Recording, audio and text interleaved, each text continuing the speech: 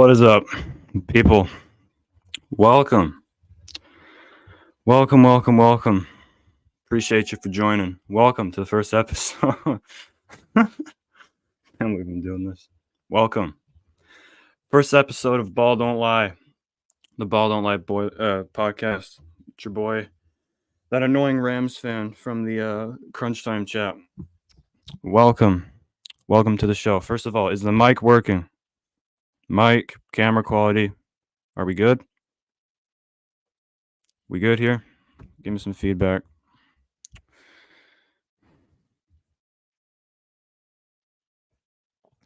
How we looking?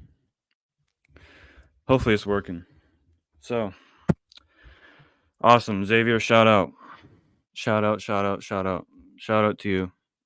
Appreciate you for tuning in. Appreciate it. All right. Cool. My guy. You're a G. Appreciate you, man. All right. Steve. What up? What up, Steve? Camera, mic good? Everything good? Appreciate you joining, Steve. Appreciate you. Steve, Xavier. Shift God was in here. Anakin. Love it. Awesome, Steve. Love it. Appreciate you for tuning in, man. Shout out to all you guys for joining the show and for, welcoming me with open arms into the chat, despite me being a Rams fan. Means a lot. Shout out to the Crunch Time boys. They given me a platform to voice my sports opinions every day, and it's been greatly appreciated. Shout out to you four. Don't know if they'll see this, but shout out to you guys. And yeah, man, appreciate you guys. This is my first episode, so it might not be perfect. I'm still a rookie. I'm still a rookie of this stuff. But appreciate you guys for tuning in. All right. So, how we doing? How we doing on this wonderful Tuesday? Football's among us. Feeling good? Shaquille Oatmeal, what up? What up, brother? I wonder how different I look from what you guys imagined. My man Anakin said he was going to be here. He's slacking. Anakin, get your ass in here. Someone tell Anakin to get his ass in here. Shaquille Oatmeal, appreciate you, brother. Appreciate you. Mic and camera good on your end, Shaq? I like the profile picture. Steve Lehman, shout out. Forgot to put your comment on the screen. Shaquille O'Neal. That's a fire ass pick. Alrighty. Nice. Cool. Alright. Honestly, right off the bat, I'm not really worried about viewers or I'm not even making money off of this. I'm just doing this for fun. Shift God, my guy. You're a G. Real one, brother. Appreciate you. You've been very kind to me. Appreciate you guys. You guys have given me a sense of belonging and appreciation outside of my own family, which I haven't always had in my life. So I appreciate you guys. Give me something to look forward to every night. Okay. So I'll wait like another minute, let people join, and then we'll get cracking. As you can see by the thumbnail or the title, we are ranking every NFL starting quarterback and team. It's gonna get good. We're going in depth.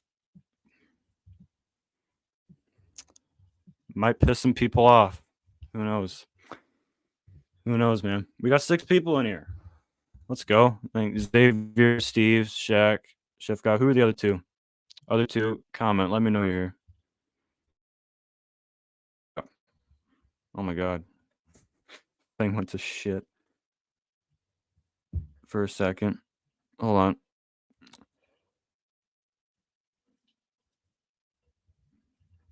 We're still good? It says it's kind of fucking up. I should get off my phone. Andrew, Hey, don't appreciate the comment, but I appreciate you joining, Andrew. My guy. Oh my god. I can't believe I'm actually doing this. I appreciate you guys for tuning in, man. It says the Wi-Fi is unstable. Are we still good? It says I bought a camera. It says it was a HD. Yeah, fuck you. Fuck you, Andrew. All right, cool. All right, sorry. I'm just a little anxious, just trying to make sure everything's good. Okay. All right, cool. Appreciate you guys. So, we are ranking every starting NFL quarterback and team. This is going to be, first of all, this is going to be a daily show. Okay? We're going to do it from 10 to approximately 11:30 Eastern every day, every weekday. When NFL season arrives, I might change the schedule around because of the Monday and Thursday night games. Might start a bit earlier. But for now, up until the season, it's going to be every day, Monday through Friday, 10 to 11:30 approximately. That's what we're doing. Appreciate you guys for tuning in. You guys didn't need to. You really didn't need to. You could have gone to sleep, but you're choosing to watch me. I appreciate the support so much. It means a lot to me. It means a lot to me. Okay. We're going to get into the quarterbacks. This has been a heated topic. A heated topic on Crunch Time where you rank certain quarterbacks. And these rankings are not the Bible, okay? There's certain rankings you can argue either way. But I've ranked every single starting quarterback or quarterback that I project will be starting. Okay. So we're gonna get right into it. I've done it on a tier list. Oh shit, Broder.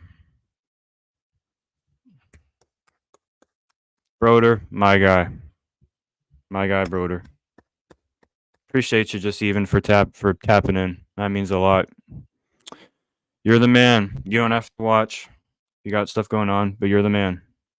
You're the man, Broder. You are the man. Appreciate you. Appreciate you, man. It's only 9 in Chicago. Bet. Awesome. Can't believe you're in Chicago. Apparently, I've been hearing the fans are shit in Chicago. Broder, you're my guy. You are my guy. Appreciate you, man. You're the GOAT. Hopefully, we'll expand the viewership as we go along. But I'm going to be posting daily content as well. Shout out to you, Shaquille Oatmeal. You're the fucking man. We got some dogs in here, man. We got some dogs. Okay. Let's get cracking. Time to piss some people off. Time to piss some people off. Here we go. It feels good being able to actually explain myself by actually talking and not just typing. Because when you're typing, it's kind of hard to... My guy. Yes, sir. Grind time. Feels good to be able to voice my opinions. Like, actually, like, by talking and not just typing. Because typing, it's painful. So, we're getting going. We're ranking every starting quarterback in the NFL. Okay, we are doing it. Okay. So I feel like top 5 is kind of set in stone. Top 4, definitely. I might have a different number 5 than some people. I might have a different number 5 from some people. We'll see. Man, the chat's popping in here, man. Let's go. Top 4s definitely should be consensus. 5th, you can kind of mess around with 5th. However, we're going to get into it. I have done this on a tier list. I've gone from 32 all the way up. Again, these are not the Bible. These are not the fucking Bible. These are not the Bible. Alrighty. We're going to get cracking now. We're doing this. We're doing this. All right. I'm a bit of a rookie with this. Okay. Here's the tier list. Can we all see the tier list? Can we see it properly? I haven't showed the rankings, but is the screen working good? Like when I scroll up and down, is it working smoothly, people? I just gave away my 30-second shit. All right. Ranking quarterbacks. Top. Ranking every single quarterback. Every single starting quarterback in the NFL. Ryan, shout out to you. Shout out to you, my guy. Okay, so I'm going to kind of be shutting. You guys can still comment. I'll read them after. But I'm going to be just going through this list because this is going on YouTube. So I'm going to try to be as professional as possible. This is going to be a video. All right. Ranking every starting. I have to interfere. Coach Bach, my guy. Appreciate you. You are the man. You've been so nice to me. You've made me feel great about myself. And yes, this is the pod. Ball Don't Lie pod. I'm starting it, man. I just graduated high school, not going to college, struggling to figure out what to do. Thought I'd do a podcast, start the season, connect with you guys a bit. Coach Walk, you're the man. You are the man. You're my guy, man. You're a great dude. You've been great to me. Appreciate you. Even the little things like wishing me a happy birthday on the show. Appreciate it. Okay. All right, enough of the boring shit. I'm actually going to entertain people now. So, ranking every starting quarterback in the NFL. We're going from 32 all the way up to 1. All righty. Here we go. Number 32, the worst. Not an award. Not an award you want to have. I think he might go up by the season's ending, but I'm putting Bo Nix number 32. Bo Nix, interesting player. I think he should start for Denver. I don't get why they would start Jarrett Stidham or Zach Wilson. I think Bo Nix is clearly the guy. Bo Nix, interesting player. I don't know if he's going to be a true franchise quarterback. I think his ceiling is like a Baker Mayfield kind of player. I think as a rookie, I think he'll be fine, and I think he could go up. But as of right now, he was the last quarterback drafted. I'm not too hard. I'm not too hard. Whoa, I'm not too high on him. I think he's all right. I think he'll be decent, but I'm putting him at the bottom of the list. Last rookie taken, and I think the Broncos are probably going to be the worst team in the NFL this year, and I just don't. I'm not a Bo Nix believer. Okay, so Bo Nix, number 32. Number 31, JJ. I wanted to put JJ in here, but unfortunately he did get injured.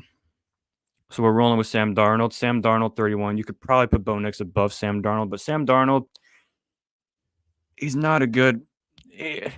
I'm not.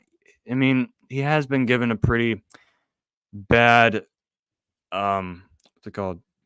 Pretty bad chance, should I say. He's not been given the best opportunities, right? Started off with the Jets. He hasn't really been in a great situation. I think this will definitely be the best situation that he's in his career. He's got Justin Jefferson, Jordan Addison, TJ Hawkinson when he comes back from injury.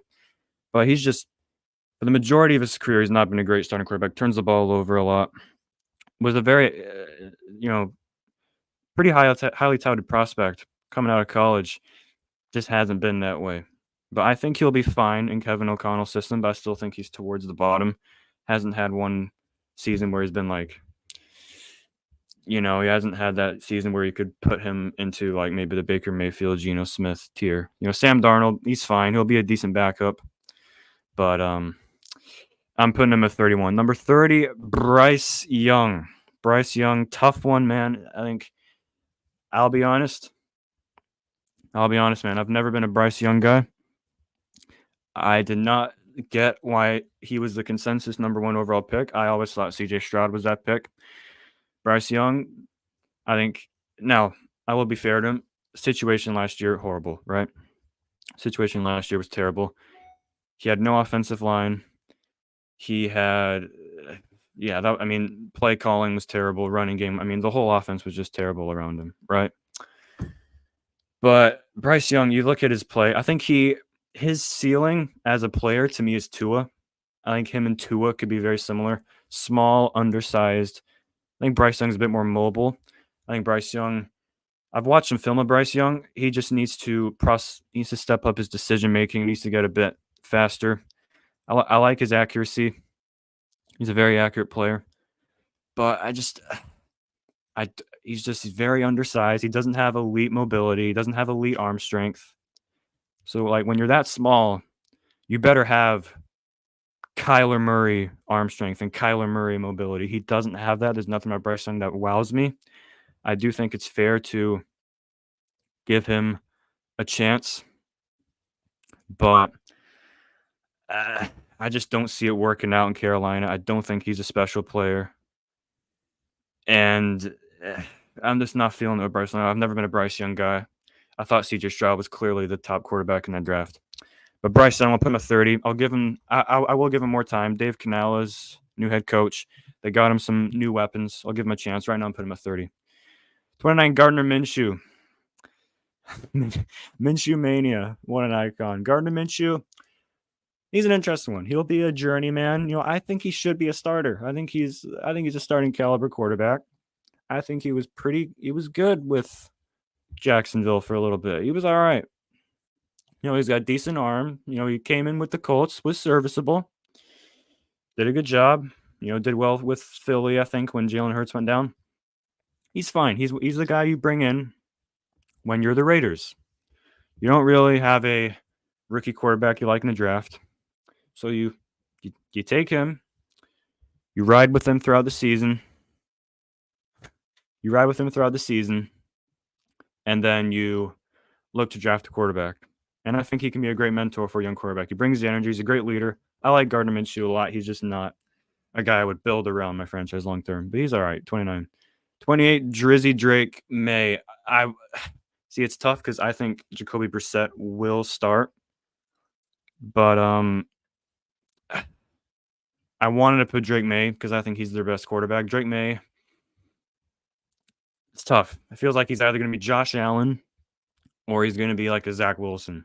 I feel like there's no in between with Drake May. You look at him in college, great arm strength, mobile, tall, struggled consistently with accuracy. Didn't put up the elite numbers that like a Caleb Williams or Jaden Daniels did. And I do think he's in a pretty bad situation in New England. But I think he has potential, good arm. Like I said, his ceiling is maybe a Josh Allen. That's like if it really hits. But for every Josh Allen, there's 3, Sam Darnolds. I think Drake May will be closer to that. I don't know what it is. He just kind of screams bust to me, but who knows? I think he has some. Justin Herbert's a better comparison. I would say Justin Herbert's a better comparison. That's a good one. But I think he could be good. I just don't think the Patriots. I don't think he's gonna have a great year with the Patriots. There's a reason they're starting Jacoby Brissett right off the bat.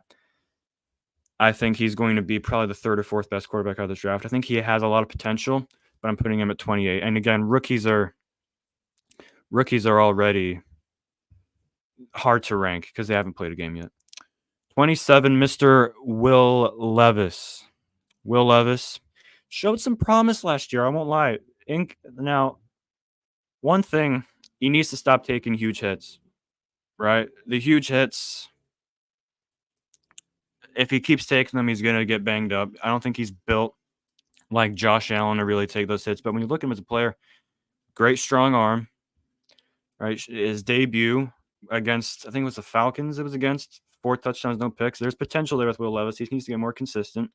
Again, ceiling of like a Josh Allen, right? I just think he needs to be more consistent to, go up this list. But he's got good weapons this year. He's got DeAndre Hopkins, Calvin Ridley, Tyler Boyd. Brian Callahan is his OC. I think Will Levis could have a good year.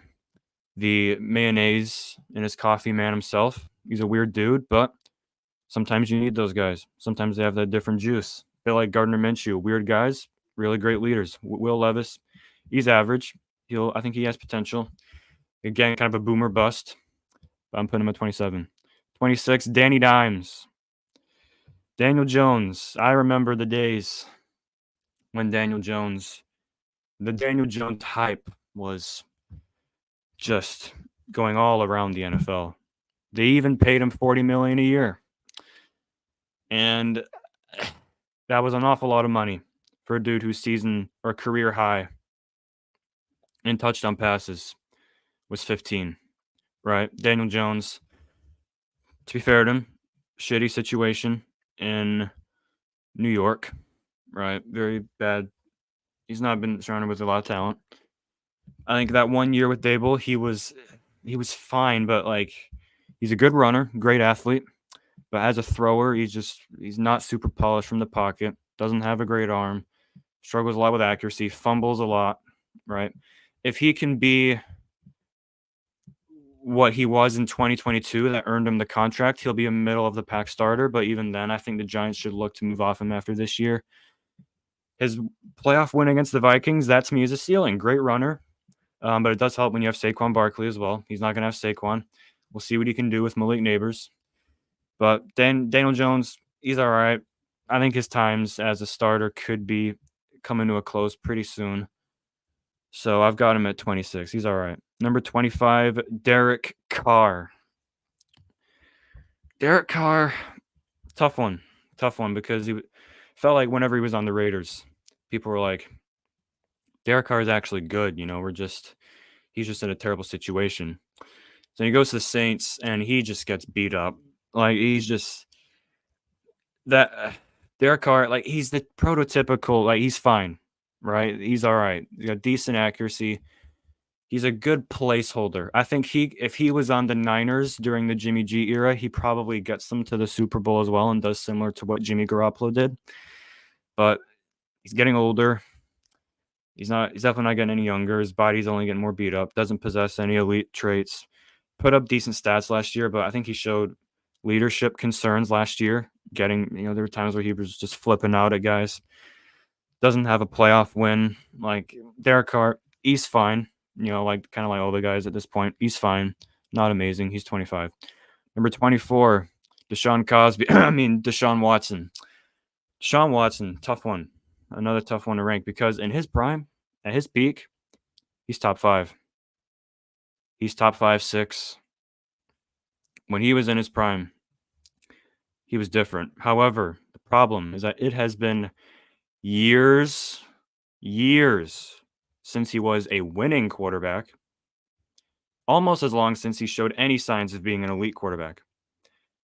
He hasn't, how do I say this? He hasn't had a winning season since 2019, guys. Like, I don't know how long we're supposed to hang on to his 2019. He's not that same player, guys. You can see it on film. He's not as mobile. I think all the stuff that's happened has gotten to his head. He's even admitted it's been tough to block out all the noise that he himself has created. Don't know why he's complaining. But he just doesn't look, it sucks because with Houston, he was amazing. But I just feel like quarterback's one of those positions where you can't just take a year off and still be really good. Like you could tell his processing slowed down. He's not as mobile. He hasn't finished a full season since 2020. COVID was around the last time this man finished a full season. I'm not a believer. He's 24. Number 23, Russell Wilson. Damn right I took a shot. Russell Wilson, number 23. Russell, that was the worst contract ever. Russell Wilson, last year, if you look at the stats, right? You're like, ooh, 26 touchdowns, 8 picks. Russell had a great year. Then you watch the games, and it was a lot similar to me, like Shedeur Sanders at Colorado, where, he had a great touchdown-interception ratio. But if you watch the games, you realize he took a lot of unnecessary sacks and played a very safe brand of football. Right? Right. So I'm not buying the stats from Russell Wilson. He had a moment where he was playing great, but guys, there's a reason the Denver Broncos cut him. Deshaun Watson and Russell Wilson, 2 of the worst contracts ever. He doesn't have the same mobility, and when you're not one of these taller guys, if your mobility isn't there, it's not going to be good. It's not going to be good. So I think his arm's not quite as good as what it used to be. He's still a Hall of Famer, right? But I think in 2024, I think he's mid, but that might be all the Steelers need to make the playoffs, right? You know? But Russell Wilson, similar to Deshaun, best days are behind him. Serviceable quarterback, don't get me wrong, but definitely not worth all the money. Denver paid him 22. Mr. Caleb Williams. Yeah, that is bad. That is bad. Mr. Caleb Williams. Now, these were tough to rank, okay? Because I think Caleb at his ceiling is top 10 minimum. But he hasn't played a game yet, so it was tough to rank. Like, Caleb, tough one to rank. I settled at 22 because I think he's immediately deserves to be over all these guys, but I think the guys above him maybe have more of a reason to be above him. And it's weird. He could be higher, it could be lower. I think by the end of this year, he'll be top 12 minimum. But I'm putting him at 22 right now. Caleb Williams.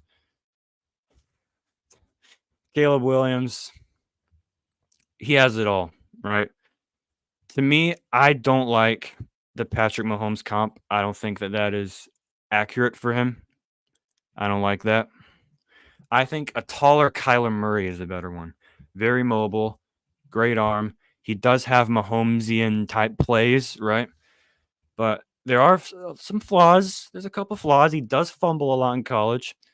He did have, his game against Notre Dame. That was a pro style defense, and he struggled mightily.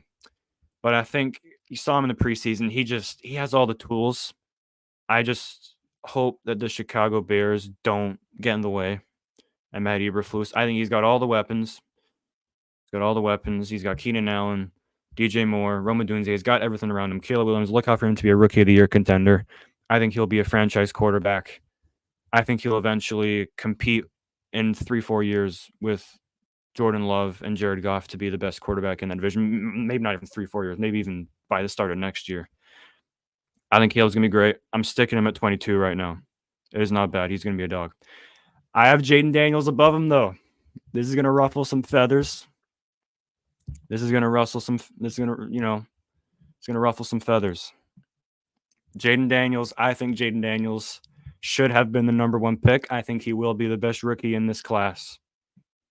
I think Jaden Daniels, when you look at him and Caleb, I think Jaden Daniels has the upside. He has the rushing ability of Lamar Jackson. I think he walks into the NFL as the second, maybe first best runner. The best runner in the NFL next to Lamar. I think when it comes to athleticism, he can make game-breaking plays at any moment. You might say Josh Allen. I'm talking about pure speed. Just like that Lamar Jackson freak. I think Jaden Daniels has that. And I think Jaden Daniels is a more polished deep ball. So he's definitely more mobile than Caleb.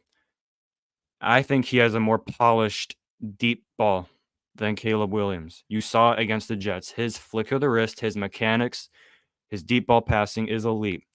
Last year in college football against SEC defenses on passes that were 25-plus air yards or more, he had 67% completion, 25 tutties, 0 interceptions.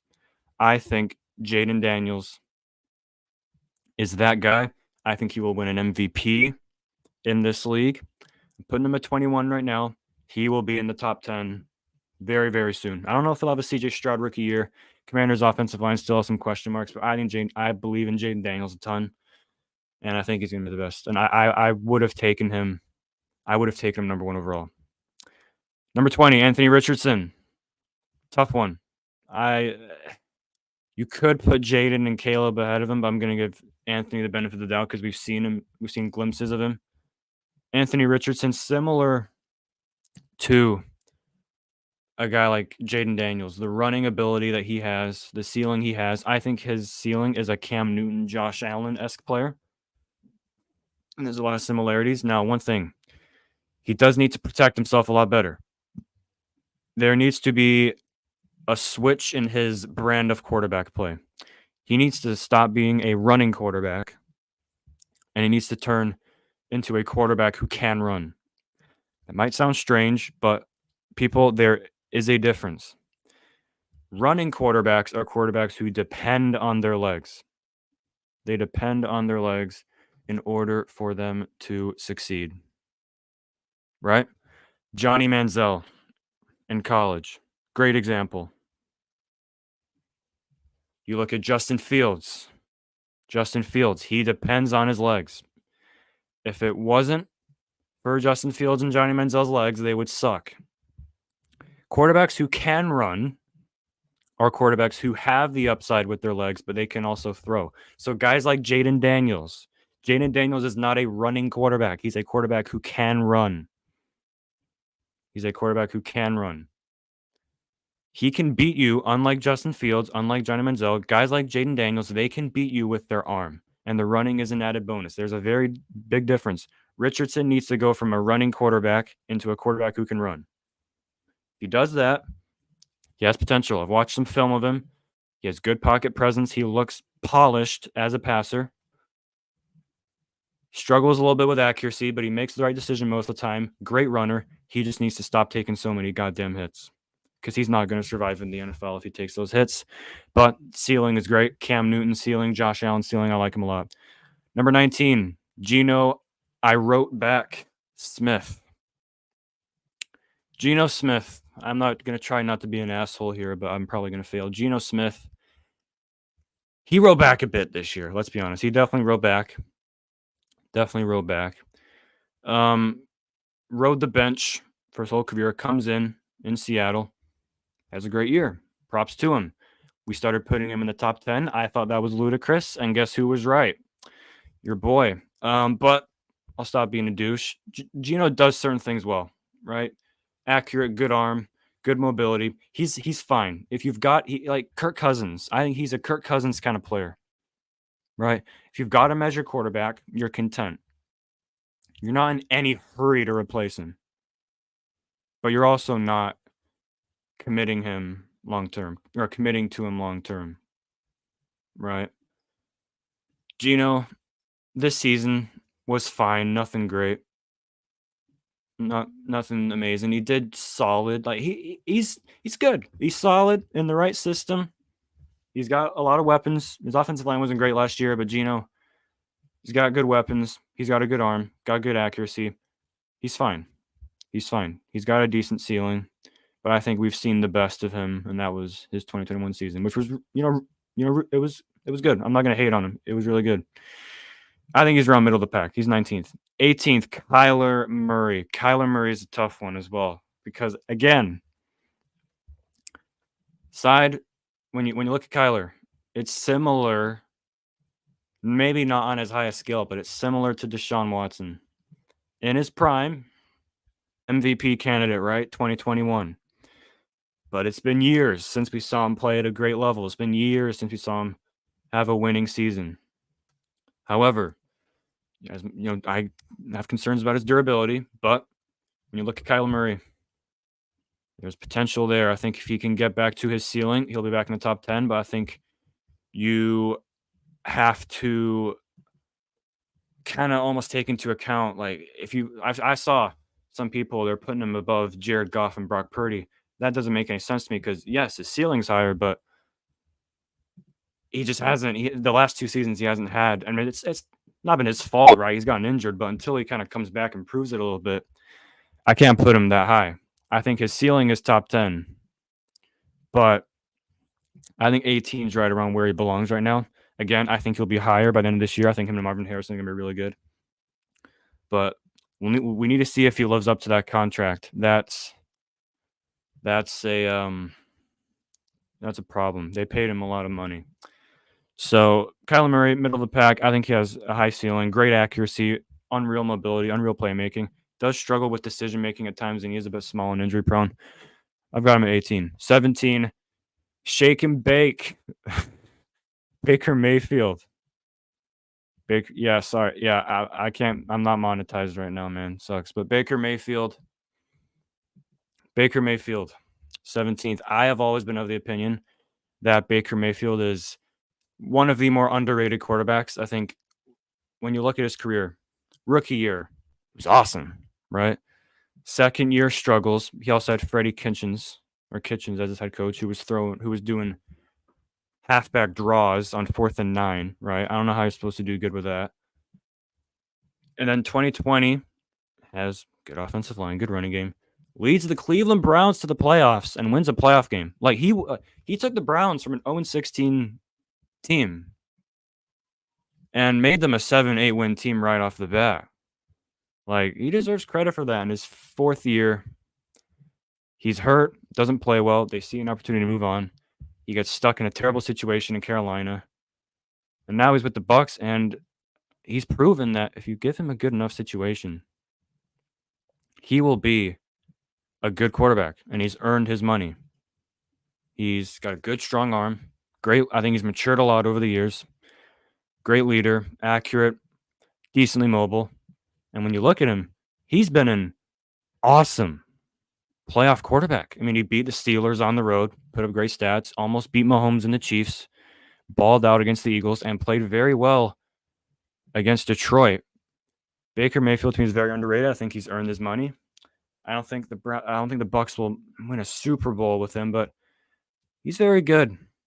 He's very good. I like Baker Mayfield a lot. 17. Number 16, this is going to trigger some people. Tua Tagovailoa, or as I like to call him, Tua turned the ball over. Tua is a tough one because if you look at the stats, right, you would think, holy crap. Like, last 2 years, he's led the league in passer rating over the course of those 2 years, right? Puts up great stats. Then you look at it, and you're like, how good were his stats before you got Tyreek Hill? How good were his stats before you got Mike McDaniel? What are his numbers against winning teams? What are his numbers in cold weather? There's some problems here with Tua. I think when it's 80 degrees, he's very similar to 2018 Jared Goff, except on a bit of a lower scale. He's no better than 2018 Jared Goff. When it's sunny, when the Mike McDaniel system's working, Tyreek Hill, Jalen Waddle, everything, beautiful quarterback to watch. Very accurate, great decision maker. He's an elite processor, right? Tua is a very, very good quarterback. However, you look at his career this season alone against the Buffalo Bills, week 4, wasn't great. Against the Eagles on the road, he was fine. Jalen Hurts was better. Against the Chiefs, he was fine, not great. Against the Ravens, wasn't great. And then against the Bills, division title on the line, he choked. Tua has not shown that he can get through a season start to finish at an elite level. And his record against winning teams is like, I think it's against playoff teams over the last 2 years. I think it's like 3-13 or something over his whole career. 3-13 against playoff teams. Tua's fine. He's very good. Don't know if it was worth the money. I'm not a huge Tua guy. I think, through week 8, he'll be in the MVP conversation. Then the season will finish, and we'll be like, how the hell was he in the MVP race in the first place? And he doesn't have the playoff success, and he's been injury prone. I'm not a huge Tua guy. Number 15, Trevor Lawrence. Another guy I'm not a huge fan of. Trevor Lawrence, polarizing player. Once again, the ceiling tells you he's top 10, right? But Trevor Lawrence, we can only bank on his talent for so long. You can only bank on his talent for so long, right? When you look at his career, I'll do the things I do like first. On paper, great arm strength. Struggles a bit with accuracy, to be fair. Mobile, tall. This is my issue with Lawrence. When we think about the Joe Burrows, the Josh Allens, the CJ Strouds, Justin Herbert, Trevor Lawrence should be in that tier. But then you look at it, and you're like, his season high in his career in wins is 9. His career high in touchdown passes is 25. He leads the NFL in turnovers since he entered it. More turnovers than Josh Allen since he entered the league. First year, Urban Meyer, I'm not going to kill him for that. Second year, struggles for a lot of the year. Great end to the year. Wins a playoff game, great. Then this year, was playing good. He was playing fine, but he just hasn't looked like that elite quarterback we all thought he was. And they collapsed. I know he was a little banged up, but he was just missing throws left and right.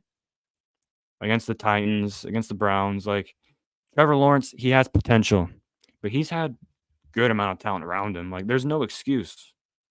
If he doesn't have a great season this year, we're gonna have to call him a disappointing number one pick. That doesn't mean he's bad or anything. I think he's around middle of the pack right now. I'm banking on his talent a little bit because if it wasn't for his talent, he'd be below Baker, Tua, and Kyler. Probably Geno as well, based on resume.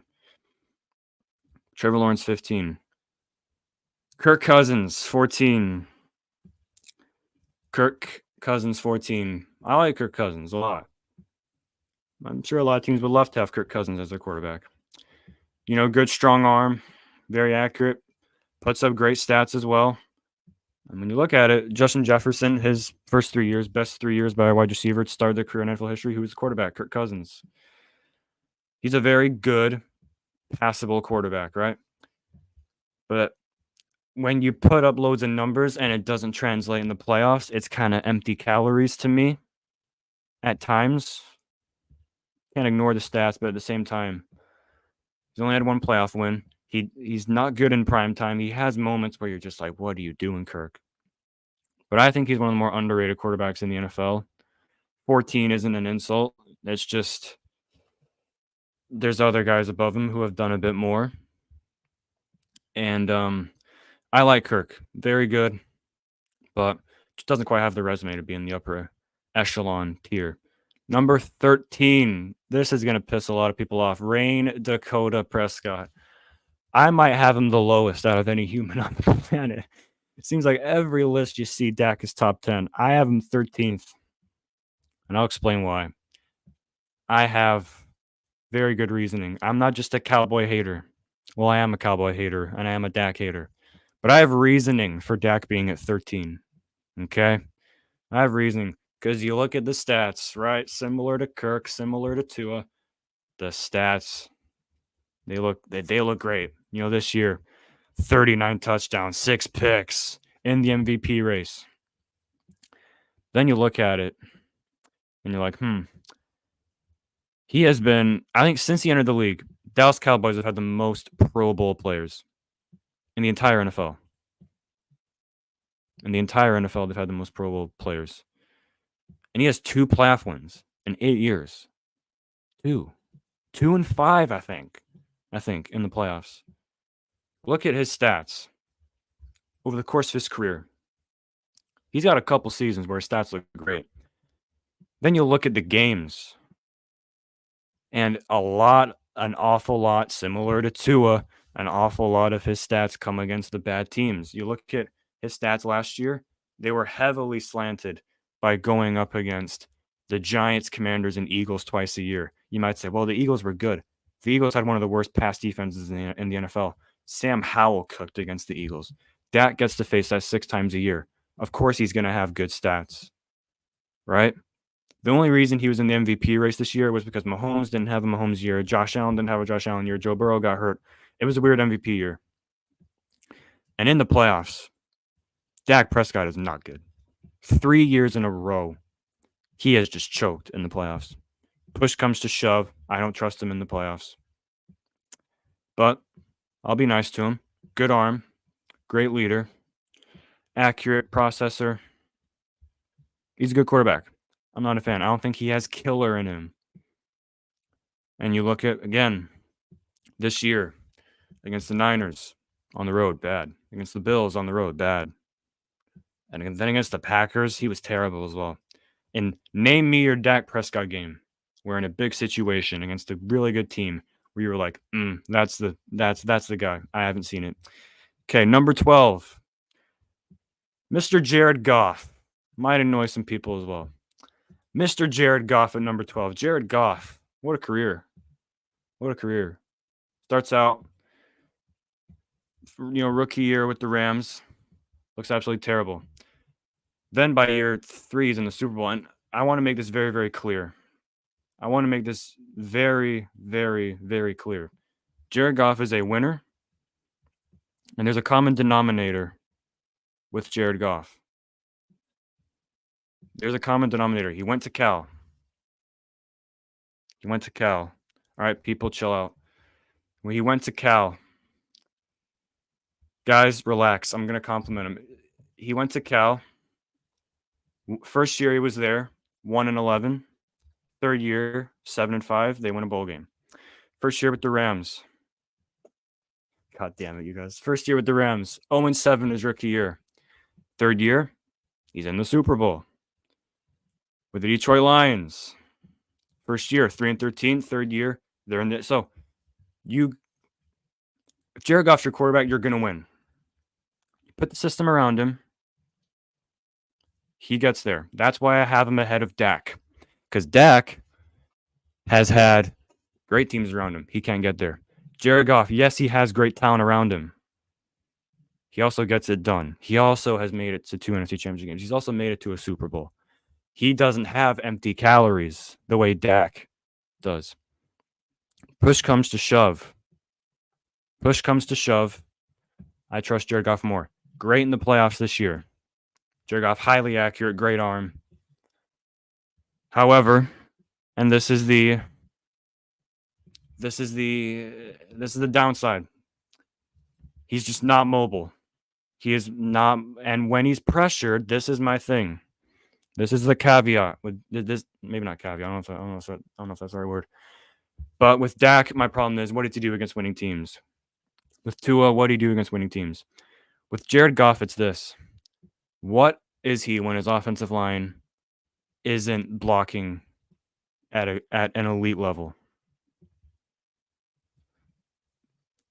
Statistically, last year, when Jared Goff had a clean pocket, he had the best passer rating in the NFL. Without a clean pocket, he had the 7th worst pass rating in the NFL. Went from a clean pocket, 115 passer rating. Awesome. From not a clean pocket, his passer rating was in the 60s.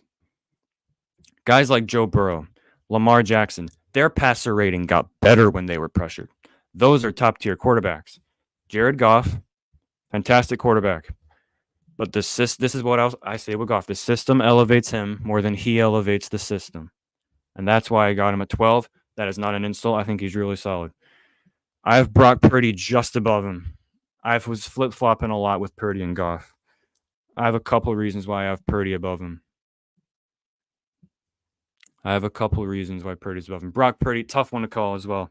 Because unfortunately, he will always have kind of the cloud of Jimmy Garoppolo hanging above him, right? But I think if you look at the quarterback and you watch the film, you're like, that guy's good. He's really good. Led the league in passer rating, led the league in yards per attempt. Like, I just don't think you can have a 113 passer rating and just be average. Good arm, very accurate. And this is the thing that puts him ahead of Goff. It's his mobility. I think Goff probably has a stronger arm and is more experienced. Brock Purdy can make plays for himself, and you saw that in the NFC Championship game. They don't win that game without Brock Purdy's legs. And you look at the resume with Purdy and Goff and Dak. Purdy has been to a Super Bowl as well, and he played a lot better in that Super Bowl than Jared Goff.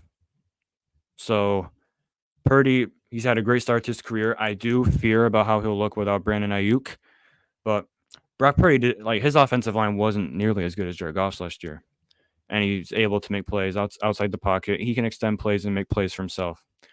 So that's why I've got Purdy there. I do think, it does. You do almost have to wonder what he'd look like without Shanahan and all these weapons, but I've got him 11. Entering the top 10, Aaron Rodgers. We'll think about it, Coach. Aaron Rodgers at number 10. This again. God damn it. Again, it's similar once again to Deshaun and Kyler. It's been a while. Exactly, Shaquille O'Neal. It's been a while since we've seen Aaron Rodgers play at an elite level, at an MVP caliber level. Right? But I think I'm banking on him being MVP Rodgers. You can put him lower. I understand why you'd put him lower. I really, really do. But he's Aaron freaking Rodgers. At his peak, probably the best natural thrower of the football we've ever seen. He's a strange guy, but elite arm strength. Like, we don't need to talk about Aaron Rodgers' skill set. We know he's amazing. And I think with this Jets team, he's going to go back to being 34 touchdowns, 7 picks. He's going to be great. Aaron Rodgers is great. I don't like him much in the playoffs. I'm putting Aaron Rodgers at 10. Number 9. Oh, boy. Number 9, Jordan Love. Jordan Love, number 9. He's a polarizing prospect. He's a polarizing quarterback. He really is. He's become one of the more polarizing quarterbacks in the NFL. Do I agree with people saying he's top 5 already? No. But I think I'm high on Jordan Love, man. I think what he did with that Packers team last year was extremely, extremely impressive.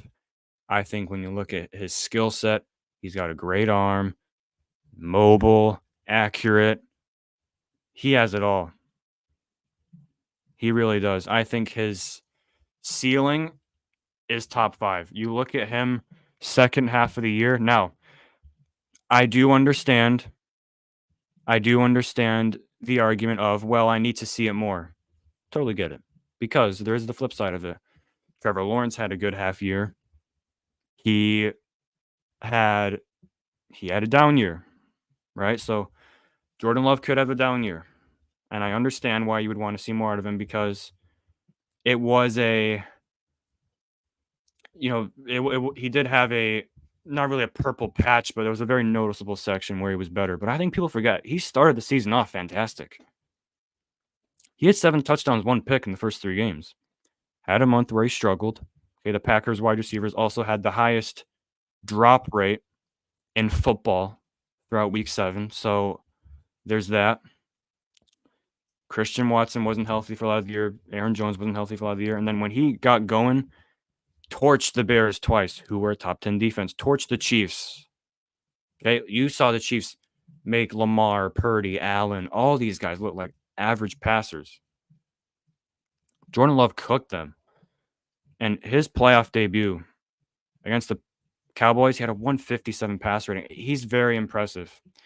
And he did not have the talent around him that guys like Purdy, Goff, and Dak have. And he was still putting up similar numbers and playing at an elite level. I think he's going to take another step this year. I like Jordan Love a lot. Number 8, Jalen Hurts. Jalen Hurts, another very polarizing player. I will say Jalen Hurts last year wasn't a great year. And Jalen Hurts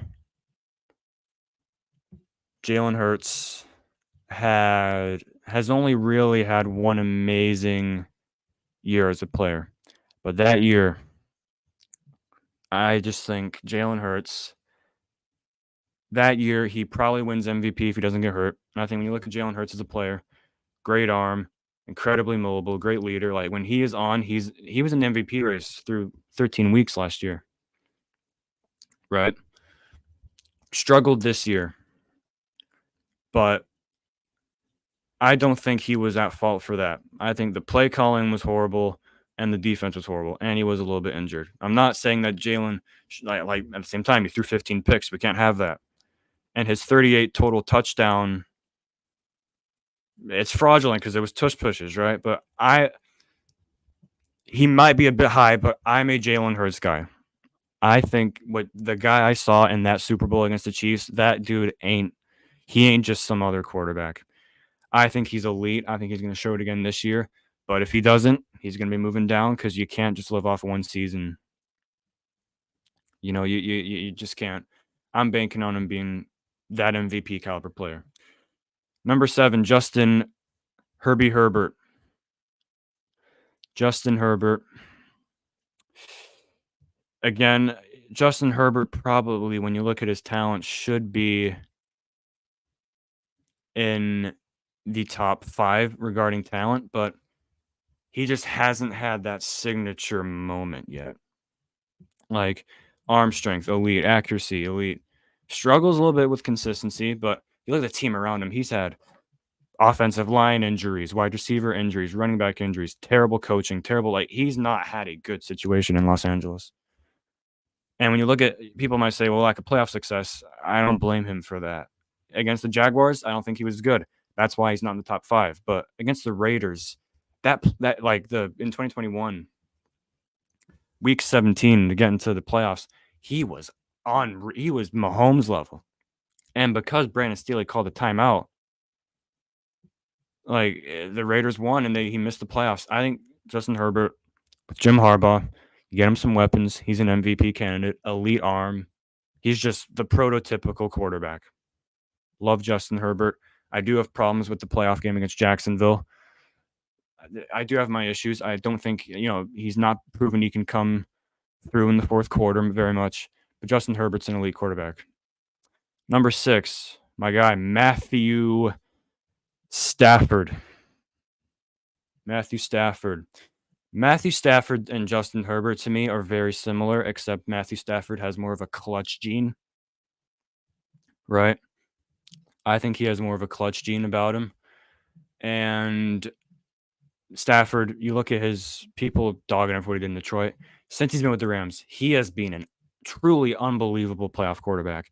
4-1, 111 passer rating, 9 touchdowns to 3 picks.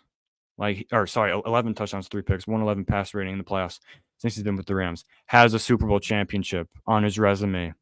Elite arm. What he did with the Rams, taking a team that was really a bunch of kids, aside from Donald and Kupp, into the playoffs and playing the way he did against the Lions. I still think Stafford's elite. He's got 240 touchdown seasons on his resume. He's been the quarterback for 3 of the best wide receiver seasons of all time.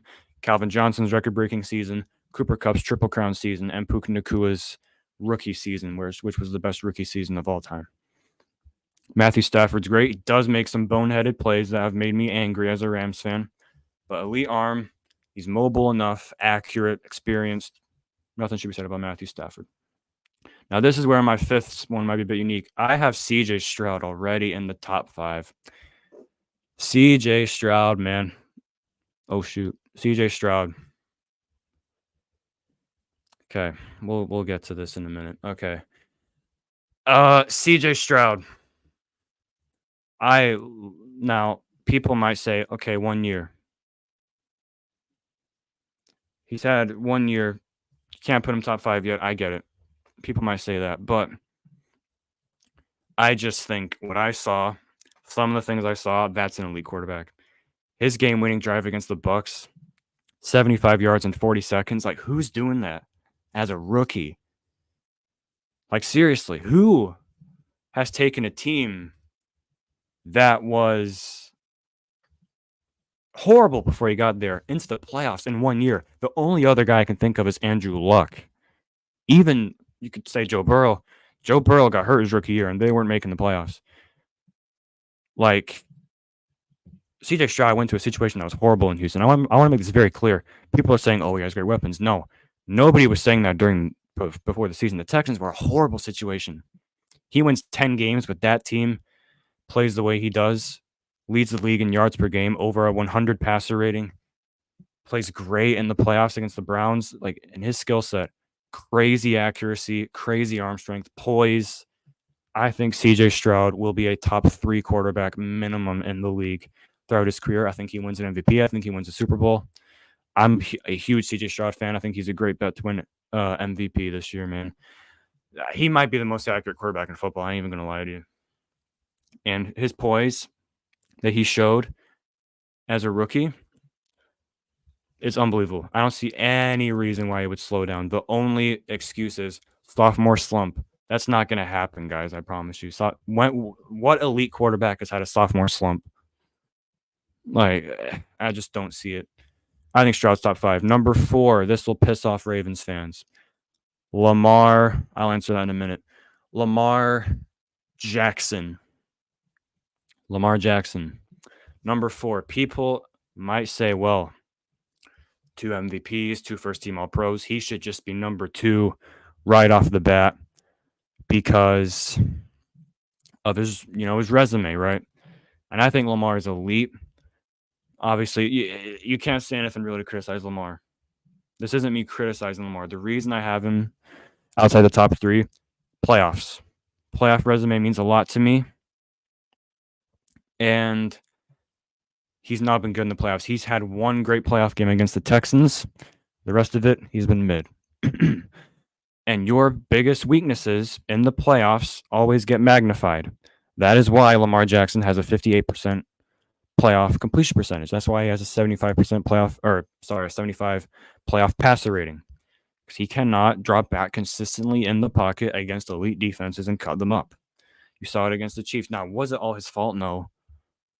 But Lamar, playoff resume, that's the only reason he's at 4. You look at the positive things. Unbelievable athlete, unbelievable playmaker, good strong arm. Like, there's nothing to say aside from the playoffs. If he wins a Super Bowl, he's easily number 2, and he could be on Mahomes' heels if he wins a Super Bowl, honestly, and he gets another MVP. Lamar Jackson's a video game. I just don't have him in the top 3 because of the playoffs. Number 3, Joshua Allen. Josh Allen, unbelievable quarterback. I have had my issues. I do think he's a bit of does play like a an idiot at times, right? But when you get 40 plus touchdowns, total touchdowns a season, you can't argue. Like, you take the good with the bad, right? And Josh Allen, crazy arm strength, the mobility, like, he hasn't had a ton of talent around him in Buffalo aside from Diggs. And in the playoffs, he's been great. That game against the Chiefs, like, Josh Allen's highs, if he hit him at his peak, he's next to Mahomes. It's just the turnovers and the mistakes that knock him down. And I do think his playoff numbers are a little slanted from that one playoff run, but Josh Allen, he's had multiple good playoff runs, four straight seasons with 40 touchdowns. And nothing to be said. Josh Allen's elite. Now, I have Joe Burrow above him, though, and I'll explain why. I know Allen's the popular pick. I have not forgotten about Mr. Joe Burrow, okay? You might look at... Okay, I'll talk about what I like about Joe Burrow first before I explain why I have Burrow above Allen. Burrow, he's my favorite non-Ram player in the NFL. Love his story. What he went through at Ohio State. He gets to LSU. His senior year, I mean, it's it. He's projected as like a 5th-round pick. Goes in there, 60 touchdowns, wins the Heisman Trophy. I love his swagger. I love his leadership. He is what you want and what you envision when you take a quarterback number 1 overall in the draft, right? He is what you want your quarterback to be. Unbelievable accuracy. He does all the little things right. Pre-snap processing, identifying pressure, getting the ball out quick, accuracy. He's mobile enough. He has a good strong arm. He's ice cold under pressure. Like, I think Joe Burrow is the 2nd best quarterback in football, and you've seen what he's done against Mahomes. He's been the guy that's given Mahomes the most problems. The reason I have him above Allen is because people might look at, well, Josh Allen, his playoff numbers are much better than Joe's. Well, what I would tell you is Josh Allen, a lot of his playoff numbers have come against slightly weaker teams. And meanwhile, Joe Burrow has beaten Josh Allen in the playoffs, right? You saw that game, Bengals-Bills divisional round. Everything on the line. Joe Burrow played his best playoff game. Josh Allen played his worst playoff game. Joe Burrow's gone into Arrowhead and beaten Patrick Mahomes, right? So, and I think Josh Allen has had a lot more time to build up a resume. I think if you give Joe Burrow 5 years, his resume could be scary. There are injury concerns. I blame that more on the offensive line. I think he's had some bad luck. I think he'll be healthy this year. I think when he's consistent, he's scary good. He, to me, is number 2. I don't think people realize how really crazy it is that he made it to the Super Bowl with that Bengals team. I mean, put it into context. Year 1, tears his whole knee up. Was rushed kind of back, but he came back fairly quickly. You make it to the Super Bowl your first year coming off that injury behind probably the worst offensive line in the NFL. Like, unbelievable. In 1 year, made the Bengals a Super Bowl team. That's a franchise elevator. I think he's number 2. And, I mean, did we really think anything else would be number 1? I mean, Patrick Mahomes, 2-time MVP, 3-time Super Bowl champ. There's nothing else there's nothing else to be said, man. I'm not even gonna do this. Like, I've seen Buffalo Bills fans say that Allen's better than Mahomes. I don't. No. Yes, he's had a great situation, but you can't even use the Tyreek Hill thing because he's done without Tyreek Hill. Mahomes, crazy arm. I mean, what am I gonna say? What am I gonna say about Mahomes? Right? He's the number one quarterback in football, and there's no two ways about it. I think he's gonna end up as at minimum second best quarterback of all time. So that is my quarterback list entering the 2024 NFL season. All right. For those watching on YouTube, appreciate you for watching. And there you go. That's my list. Okay. So that took me a little bit longer than I thought. So I'm not going to fit in all the teams into 20 minutes. So I'm going to spend the next 20 minutes. I'm going to spend the next 20 minutes answering some questions. All right. I'm going to talk with the chat for the next. Broder, appreciate you. Oh, that's shit. That's Xavier. Fuck. Xavier, appreciate you. Broder, appreciate you. Shaq, appreciate you. I appreciate it, man. Thank you, Broder. Thank you. I appreciate it, man. That means a lot to me. So I'm gonna I'm gonna address some of the comments now because these are cracking me up once I was doing it. We'll do teams tomorrow. I'll rank all 32 teams tomorrow. That'll be tomorrow's episode. That actually works better because I was kind of stressing about getting the content out. This only gives me one video to do, but appreciate you guys. We're gonna go through the chat because this shit was cracking me up. Okay, I'll hold on a minute, Coach. Thank you. I have some stuff I want to address. Okay, I'll answer this. Does CJ Stroud make Nico Collins, or does Nico Collins make Stroud? The answer is both, in my opinion. Stroud, like Collins wasn't Collins without Stroud, but I don't think Stroud would do as good without Collins. Like every quarterback. And look, I'm not even. I want to make this clear about Jared Goff. I am not punishing him for his weapons. I'm not punishing him because he has St. Brown, Laporta, Gibbs, Monty. It's not the weapons that are a problem. I know you were. I know you fucking were. I know you. I knew that was a setup. I'm not dinging him because of his weapons. That's not my issue. It's not the weapons. I'm not one that says, well, if you didn't have Gibbs or St. Brown, yada, yada, yada. I'm not saying that. Because, and this is why, in 2022, Jared Goff had a top 10 season without Monty, without Gibbs, and without Laporta.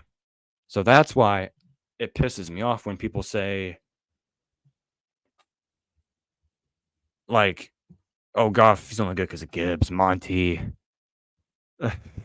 Coach, you're a fucking man. You're my guy. And Coach, no, Anakin's cool. All right, relax.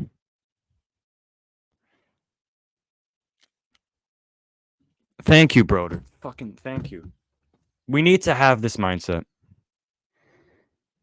Thank you. 12 ain't an insult. 12 is very good. Appreciate it, man. God fucking damn it. I needed that. But Goff, it's his mobility and his ability to extend plays. That's why he's not elite to me. And this is going to piss you guys off, but it's going to make sense by the end of it. If Jared Goff were to lead, if he won league MVP, I wouldn't believe he was an elite quarterback. You might be losing your shit right now, but I'm going to ask you a question. If Dak Prescott won MVP last year, would he be MVP? Would you think he was elite? I wouldn't. If Brock Purdy won MVP last year, because those guys were in the race, would you put him? No. So I think Jared Goff's very good. But I'm going to go through some of these comments that I saw, because this was cracking me up the whole time. Because it was all positive, and then Goff, Goff at 12.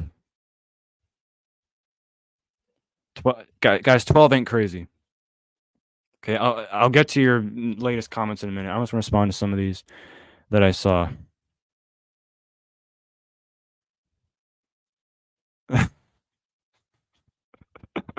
God damn it. You guys are fucking great. Purdy over Goff. I already explained it's mobility. That's it. And yes, the Niners were just as good, but Purdy is better. He played at a much higher level than Jimmy G, man. Relax, Anakin. I know he's probably asleep right now. Just fucking relax.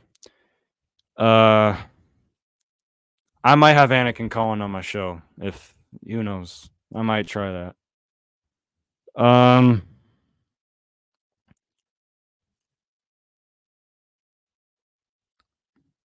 Yeah, with the Rodgers thing, it's a tough one to rank. If you want to put him below Goff, I get it. I'm banking on him being Aaron Rodgers. It's a tough one, man. It's a tough one. Oh shit! Everybody was pissed at me for Rodgers. Oh my god! Half a season and you glaze him. I'm assuming he's talking about Jordan Love. Yes, I am. I know we're gonna get into it with Jordan Love. I like the backhanded compliments here, broder. I like it. I knew the Jordan Love one. I knew the Jordan Love one was gonna piss people off.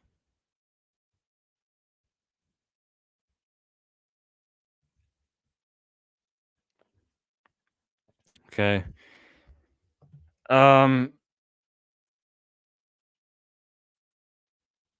Okay, what do I want to? Okay, I might talk about Love because Shaquille had a problem with me glazing Jordan Love. And I'll respond to this. Broder, he needed somebody. I mean, AJ Dillon. I mean, offensive line was. I mean, this is the biggest sell point with Jordan Love. Aaron Rodgers couldn't make the playoffs with a very similar team. Jordan Love played better with those players than Aaron Rodgers did. Like, and yet he needed somebody. Like, okay, I'll respond to this. I hear excuses for why he wasn't good, and then he was good when he had right things around him. And I hear excuses about Goff. What does he have? This is where I get confused. Jordan Love, you cannot deny he had less around him than Goff, right? Worse off, I don't think there's one position group that Jordan Love had better. And Jordan Love, he elevates those around him more, in my opinion, than Goff. I think he's a more talented player, and I think if you gave Jordan Love a top 5 offensive line, he probably, come on. I don't think Goff makes the playoffs on the Packers. And I know it's hypotheticals, but there's arguments either way. I think Jordan Love is going to be an elite quarterback. It's a tough one. It's a bit high for Hurts. Yeah, I get it. If Goff could scramble, he'd be Joe. No, maybe not Joe Burrow, but he'd be good. Agree. Goff is a G. If he was more mobile. That is true. That is true. I appreciate the love. I appreciate the love. You guys are awesome. Coach Walk. You're talking about Stafford here.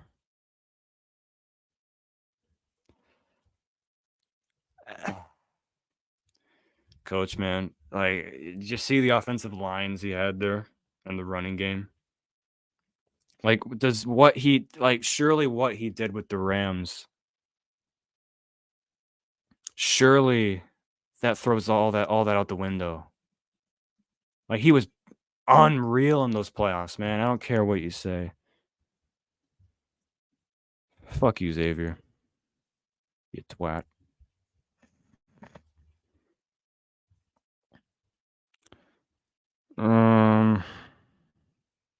Hang on. Appreciate you guys for being active in the chat. All right. See you later, Shaq. Can't wait to rank the teams. Me neither. See you later, brother. I appreciate you. Appreciate you turning up. We're only gonna be going for like 10 more minutes here, guys. I'll interact with you guys. You know what? Fuck it. Let's do mailbag.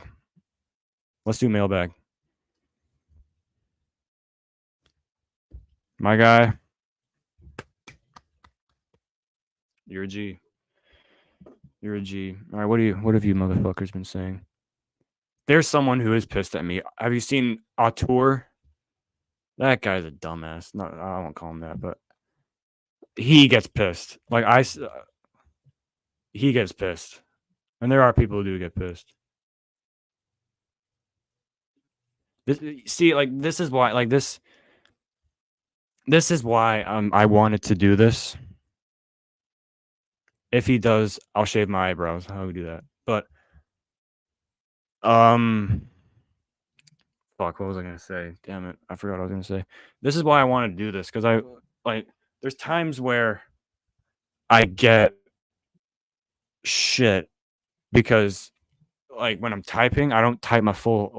Sometimes I'll definitely clip some stuff for sure, but there's times where I don't get all my first thoughts, all my thoughts out. So there's times where they might think I'm saying something else, but I'm actually meaning a certain thing. So that's why I wanted to talk more so I can fully explain it.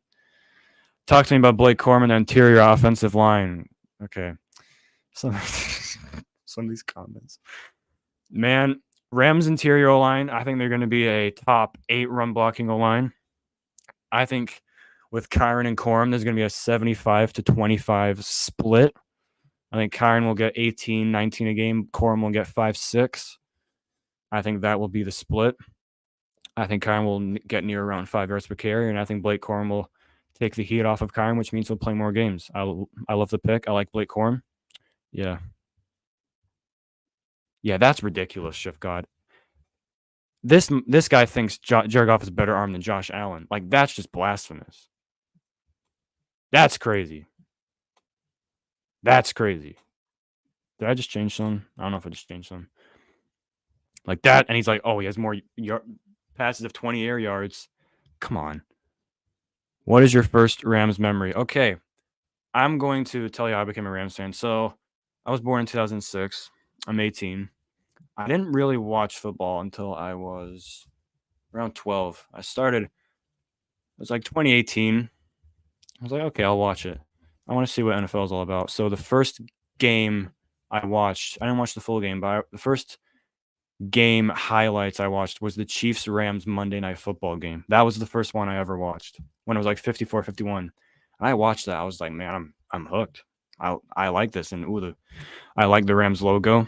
I love Jared Goff. At the time, Jared Goff was my guy. I just felt the energy from that game. I just loved it. So I kind of followed the NFL from that point. I was kind of cheering on the Rams. And then after that season, they go to the Super Bowl, they lose. I'm like, I'm going to be a fan of this team for when they get back and when they win it. And they did. So that was when 2019 was my first year of being a fully fledged Rams fan. And I don't want to be called, the reason I picked them because I wanted it to be a local team so I wouldn't get accused of being like a bandwagon. But yeah, that's how I became a Rams fan. Do you think mailbag, Coach Walk, do you think you could steal Anakin Scott? You're an asshole. I mean, probably, to be honest. If Anakin can riz her, damn fucking right I could. Braden Fisk is looking like a demon, Steve. He looks nice. Him and Jared Verse are going to cause carnage, I'm telling you. Mailbag. Coach Walk, will this be an NFL podcast or Rams? Mainly NFL. I might do other sports as well. I'm a big soccer guy, UFC, basketball, whatever the hot topics are, but it's going to be mainly football. I'm going to do all around the NFL. It's not just going to be Rams. I want to bring an unbiased, because you guys got to get your heads out the gutter. You're just only watching pro Lions stuff. I want to give you guys a different perspective on the whole NFL. I'm going to be doing fucking everything. So, yeah. What is your number one worry for the Rams? Also, hold on. I saw this. Hold on. You'll definitely be on week 1. What is your biggest concern for the Rams week 1? And what area do you think you have to? Okay.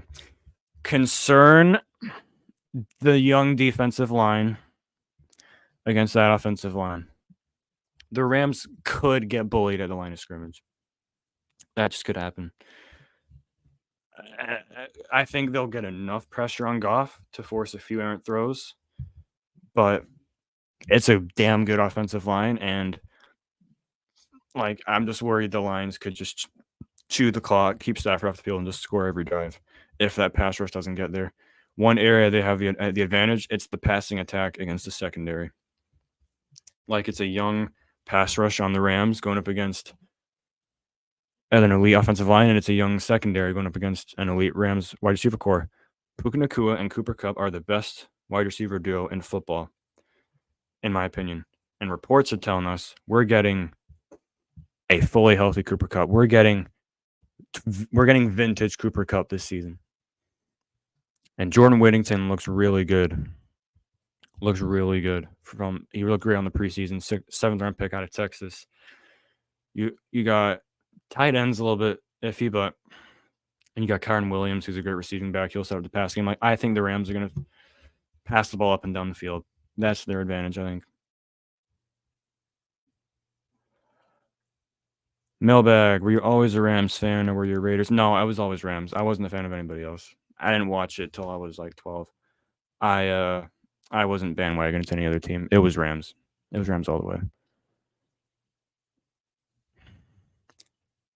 Oh, fuck. Yeah, that could be bad. I'm not looking forward to that if that happens. We need to fucking win. I was gonna weasel my way out of it and do it on my second channel, but I guess I'm doing it on this one now. God damn it. Damn, that could be bad. I'm a. Okay, we'll think about that. I might do the name part on my second one, but I don't know. We'll think about that. Whittington looks good. Who does? I lined fists up against Decker. Yeah, man. Oh shit, I forgot Shift God's question. I won't weasel the bet. I'll be a man. I won't be a pussy. I won't be a pussy. It is what it is. My whole thing's good. If we lose, Coach Wog doesn't know about this. Me and Anakin made a bet for week 1, and I didn't bully him, but I trapped him into the most slanted bet ever. So, but it is kind of shitty for me now because I'm starting to show. But if the Rams win, he has to call into a show and confess his man crush for me. It's this whole weird thing. I didn't even think he was gonna. I'm gonna answer Shift God. Don't worry. I didn't think he'd accept. I was just taking the piss, and it was if the Lions win, I'll change my name to Anakin's crush, which is still a shot at Anakin. The motherfucker accepted it. I didn't think he would. I was fucking around, and he accepted it, and he's like, "Oh no, take it back," and I'm like, "No, you motherfucker." The dumbass accepted it. Anakin's a good kid. He's just a bit of a dumbass sometimes, but he's good. Shift God, sorry, I forgot. Mailbag, who is your dark horse team?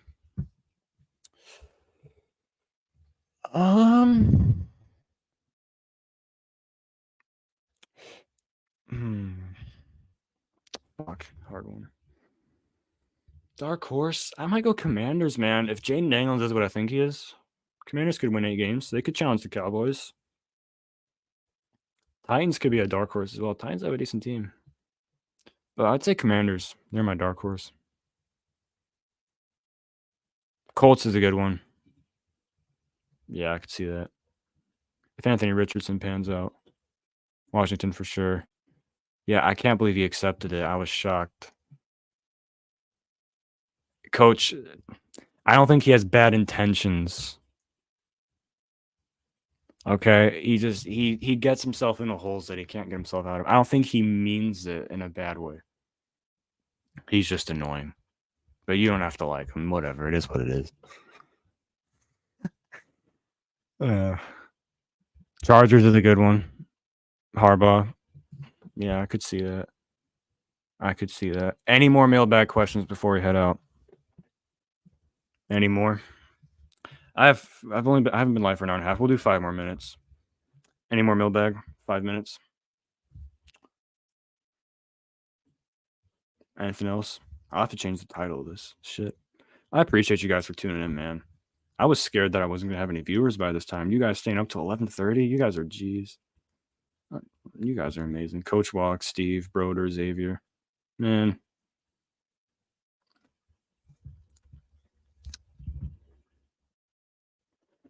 Good for show. Appreciate you, Steve. You're the man for tuning in. I'm out, my brother. Great show, man. I'm pumped to see what you turn this into. Appreciate you, brother. Appreciate you. I'm not making any money off of this right now. I just want to do it as a hobby. You guys are great, brother. Appreciate you, man. Appreciate all the advice and the promotion, and for welcoming me into your chat. Week 1. Appreciate it, man. Anakin very spectrum, but it's not an excuse. He does use it as a. It's like Ryan Garcia. He uses something as like an excuse. Yeah. Yeah. I wanted to put the link to it, but I couldn't put the. You can't put the link into any channel unless you're a moderator. So Jeff said he'd give me moderator, but then for some reason he couldn't today. So I was scrambling. So just if you've subscribed now, it'll make it easier. But yeah, sorry. It was a tricky one. I wanted to put the link, but I couldn't. Well done. Fuck the Rams. Fuck you too. All right, seems like we're wrapping this up. Any more mailbag? I'll give you guys 30 seconds. Anything else? See you tomorrow, Xavier. You're the man. You're the man. I appreciate you. I appreciate you so much. You guys for tuning in. You guys are awesome. Appreciate you. How'd I do? I do good? You guys think I did good? Wow. Love it. Fuck yeah, coach. Make sure to like the stream. Make sure to like the stream. Last second mailbag, anybody, before we end? Anything, or are we good? I'll give like a minute just to wrap it up. My voice is almost gone. This is the most I've talked in a fucking minute.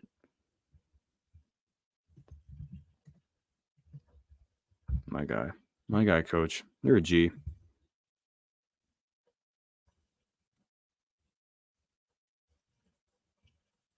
Damn, nobody saw my tweet. Shit. You did great. Thank you, coach. Thank you, coach. I need a haircut soon. Appreciate you.